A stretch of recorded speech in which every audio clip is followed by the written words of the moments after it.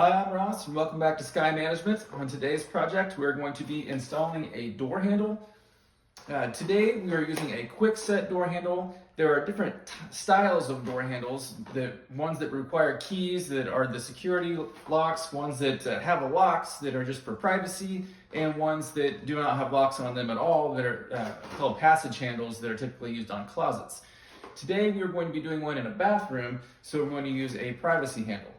The privacy handles have the push button locks or the twist locks on the back that don't require a key from the other side, so they can't be locked from the outside, only from the inside.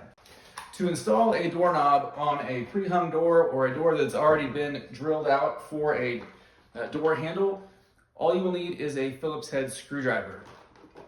If you have a powered Phillips head screwdriver, you can use that on some of these screws that don't have the handle in the way. Just be careful not to over tighten them and strip out the wood. It's pretty easy to do.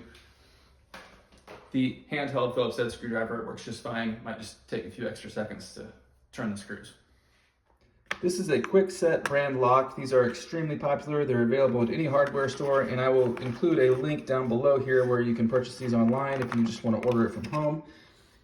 This is the round style with a twist lock on the back that does not require a key from the other side, so there's just a hole that you can unlock it from the outside if you accidentally lock the door shut. It comes with the catch, or the latch part, and the catch piece.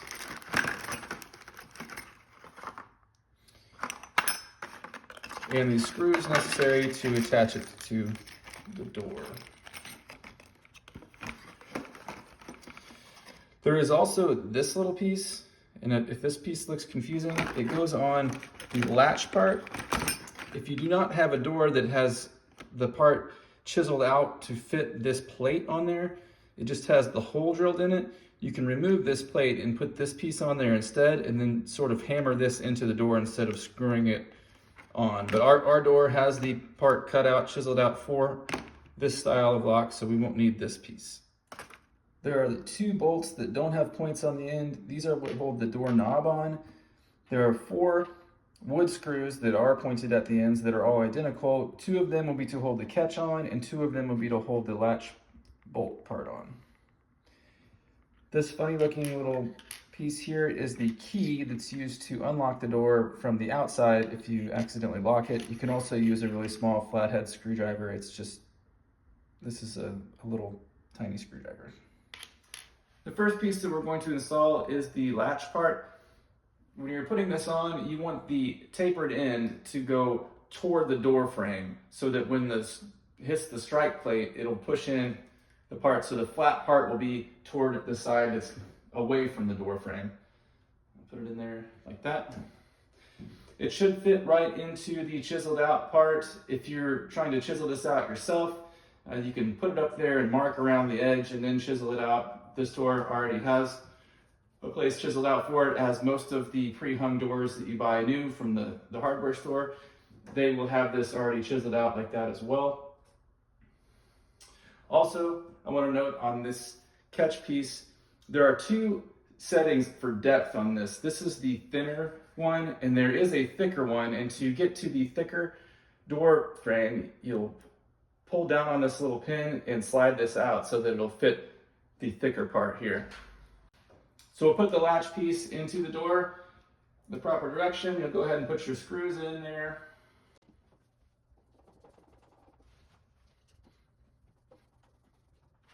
Next, we'll put the catch plate on the frame side. So we're going to install the catch piece on this side. It only goes one way. The tapered edge will go toward the inside of the room so that when the bolt piece swings around, it hits this catch plate and slides up this ramp here into the hole. And you will need to check and make sure that it lines up right once we get this one screwed on. With both the bolt piece and the strike plate on, we will line it up, make sure that it's going to shut and hit right. This looks like it's going to hit right in the middle. If it does not line up right here, then you may need to adjust your hinges a little bit. And we'll link another video on how to do this. Sometimes doors can start to sag over time, and this piece will get too low over here. And there are some tricks that you can do to the hinges to fix it, so I'll link that video up right here. The last piece of our puzzle is the knob itself. When you're putting on the knob, it's important that the lock piece, the part that turns here on the back, or the button, whichever model that you have, goes on the inside of the room. In this case, it's a bathroom.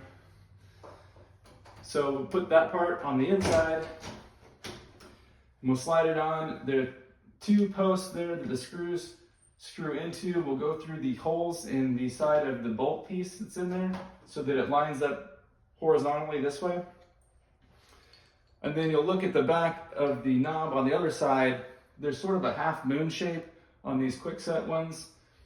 And so you'll twist the knob until the half moon shape here lines up for that one. You'll slide it on, position the holes horizontally so that we can put the screws in there. And then just go ahead and put them in with your fingers at first. And once you get them started, we can use the screwdriver.